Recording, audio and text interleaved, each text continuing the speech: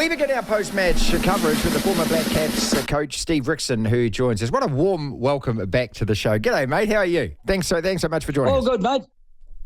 All good, and pleasure to help you out again. Well, what could we have done differently last night? Win the toss, I suppose, for a start. But are they just too good for us, India? Do you want an honest answer Yes, or please. a diplomatic one? No, give us the honest one, mate. You've always been like that. Give us that one. Yeah, mate. I have to say that sort of halfway through the tournament, I would have sort of locked them into to pretty well be favourites and win on their home turf, and that's in front of anyone. I just think they're very well balanced. They're playing on their home turf. They have all bases covered, and they're playing with confidence with a very inspired Virat Kohli that is leading the way. So there's a lot of people hanging off those coattails, but there's a lot of these young kids advancing their own games at the same time. You know, the likes of, the Gills and the Ayers and these sort of players. So I have to say if you're answering the question honestly, I have to say they were too good. What about the toss, though? How important was that? Because these are the kind of things we're going to debate in New Zealand over the next few days, the toss and also switching the pitches. So let's talk about the toss to start with. Well, the toss is always important because, runs on the board create scoreboard pressure, and it's as simple as that. You can dress it up any way you like, but if you've got there, you've got 300 as an example. If New Zealand win the toss, bat and get 300, well, there's a little bit of pressure on the opposition, and maybe they play a different game. They play without fear when they've got the depth in their batting, and they've got first access to the wicket. So whatever they believe they get, whether it's 350, 400 or beyond, is going to be enough to beat New Zealand, because they've got the sort of bowling attack, with the Sirajas and the Yadavs and most importantly Shami, as it proved yesterday. Those sort of guys can actually do their role a lot easier. So, yeah, it's important, but it's not defining. You can still win from behind, and you still need something pretty special, which looked like at one stage with young Mitch doing so well that might happen. But, big target to chase down, not expected to win. And I saw a lot of it last night, which I haven't been watching. I watched a lot of the overall series, but I didn't watch a lot of the series leading up to this one, but I did happen to watch a bit more last night. The way that Sharma played to start with 47 off 29 and a strike rate of 162, it really reminded me of the way that Brendan McCullum took to the South Africans in that 2015 semi, where it's just psychological, isn't it? When you see your captain, when you see your lead hitter, if it was in baseball, hit like that, what does it do for the rest of the lineup? Oh, you got to jump on board. It's no different in any side.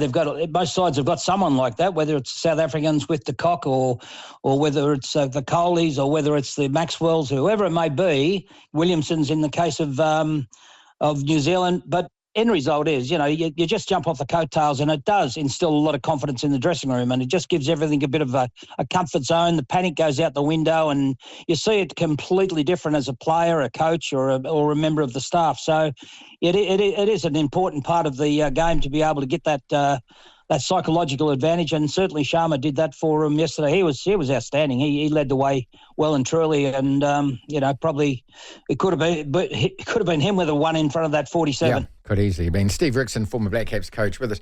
Could we have bowled any differently? As soon as Trent Boult did his first over, and you could see that it wasn't going to swing. I don't know how about you. I think all New Zealand cricket fans kind of sighed, went, "Oh God, here we go," because that pitch didn't look as though offering anything at all. No swing in there, and how difficult was that? But could we have done anything differently, especially our opening two bowlers?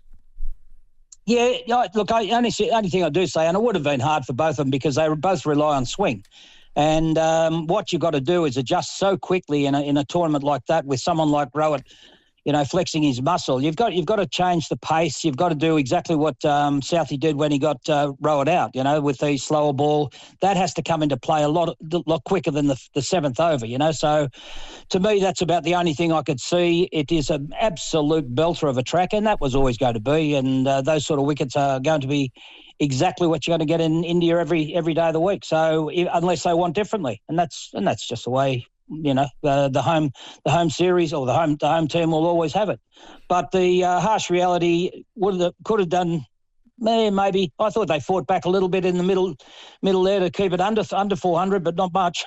Yeah, look, and anyway, chasing 400. Here's a great stat. Okay, so the previous highest score in a World Cup knockout match, the semi-final, was 359, and and that was Australia-Pakistan, and that was set in 2003. So we're the first side ever to actually get over 300 chasing. But when you're chasing a daunting score like that, and there were times where we were kind of close to the run rate and things, but Steve, you're talking about 8 runs and over, and you're only 1 wicket away from being 20 or 30 behind the run rate, aren't you? Yeah, you are, and that's where you need one guy to actually have 2 or 3 good overs where you're getting 22, 24, in an over, or even up to a 30 off an over, which is not easy going. And as we saw with the wicket slowing down, the ball getting softer in their innings, where that's when the Kiwis started to slow their run rate down a little bit. Otherwise, it would have definitely been over 420, 430. But you got to see that as a bonus, I would have thought, and. The fact they were only chasing 397, I think it was. Yeah. That was probably a bonus. But as you say, when it's 8 and over to kick off with, you only need 1 or 2 bad overs, as you do when you need 1 or 2 good overs to get you back into the game. But when I picked up and saw 4 for 300 late in the innings, I'm going, that's outstanding. But you're still 13 off the pace, 13 and over off the pace. So it's just not going to happen. It can only go one way, unless something completely out of the ordinary happens. And it's only a certain amount of people that can actually make that happen. You saw a couple of innings by 2 of the X factors in the Australian side, in Maxwell and Mitch Marsh do that. So I mean, it's not easy to be done. And this World Cup's been a few surprises, but you can use whatever you like and take whatever you like out of it. But the harsh reality, we weren't that far off the pace, and we've had a pretty good tournament, but it's still not a win. And we don't want to be a product of mediocrity. We want to be seen to be better and getting into finals. And once you're in a final, it really anything could happen, including winning the toss. Okay, a couple of questions on this before we go on to Australia and South Africa tonight. Switching the pitch, you don't want to be a New Zealand sports fan moaning about the TMO and the Rugby World Cup final, moaning about switching the pitch. It does seem unusual, though, or, the ICC don't seem to have any control over that. I mean, is it a factor, and should we actually still bring it up and up and up? I think it's got to be brought up. It's like a lot of things. If you don't bring it up, it's like, I guess you could use Sri Lankan cricket. That what's happening over there with the Sri Lankan cricket side and the ICC coming on board. That's been happening for years. So unless you do something about it, it's going to continue to happen for years. So the government body is very, very strong in even in selecting cricket sides. So yes, it's got to be brought up. It's an issue. And you shouldn't, it should be a week out. This is the pitch. If you go to the Oval, I can ask the bloke 6 months out, where's the test wicket? And he'll say, right there. Right. And he'll have it earmarked and prepared all the way through, so no one will touch that wicket in all the county games and so forth they play there. It'll be that wicket, and it's set up for cameras and everything else. To have 2 wickets, I've never understood it, but it does seem to happen in Asian countries more so than anywhere else.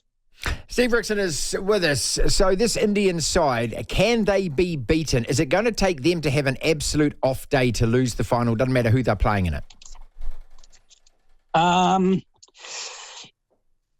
Yes, they can be beaten. Let me say that, but it needs for someone to do something a little bit different. And I say, if Australia can get through to the final, they're about the only side I can see beat India, and that is because they've got a couple of X factors, which I just mentioned a moment ago. They've got a lot of players who can play very good roles in that Australian side, and they've all got specific roles, but there's 2 guys that can actually take the game away from the opposition in a very short period of time, because they're brutes and they do things which are not expected. If you do things that are not expected, it's very hard to set fields, it's very hard to bowl to the plan that you actually had of try to take into the game. So I believe they can be beaten, but I still have them as favourites and comprehensive favourites playing at home. Who wins tonight then? Is South Africa going to break their hoodoo, because they got the choker tag right around the neck, haven't they? And it comes to this point of the tournament, they can't get over the hump. Are Australia too good?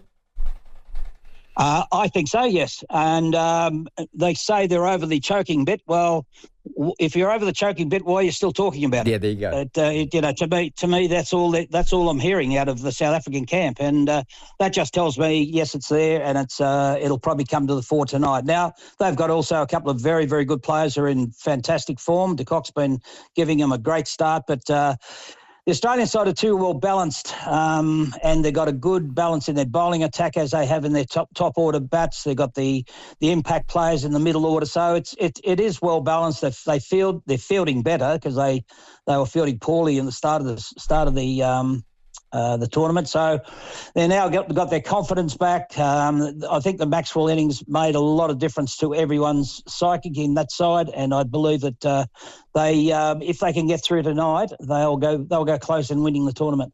Great talking to you as always. What are you up to these days, mate?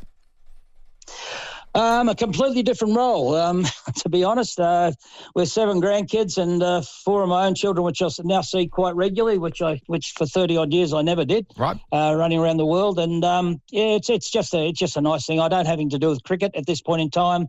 I have been offered to do a few jobs, but to be very, very honest, I've worked out a bit about why, and I could never understand how I was ever going to get out of coaching because I loved it so much and every day was a new challenge to me.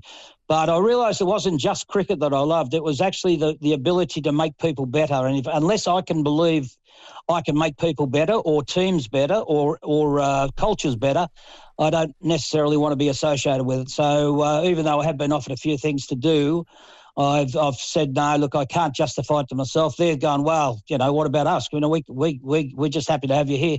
I said, yeah, but that's just ticking a box to me, and that's not doing it for me. I need to know that this is going to lead somewhere, and if I haven't got hands on to that, I don't think I can do that. So, yeah, it's a different world.